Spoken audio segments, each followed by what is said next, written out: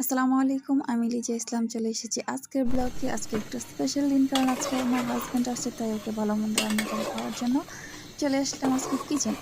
তো কিচেনে আসার পর মাংস বসিয়ে দিলাম। মাংস কষানো হচ্ছে আর দেশি আলু দিয়ে আজকে মাংস রান্না করা হবে।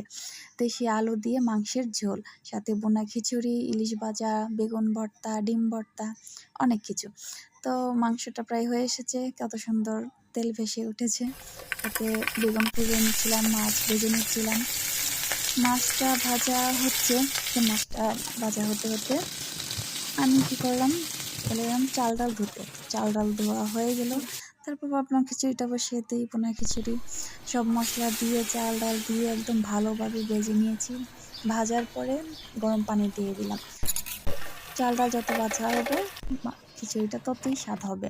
তারপর ঘি দিয়ে কিছুক্ষণ ঢাকনা দিয়ে খিচুড়িটা বসিয়ে দিলাম।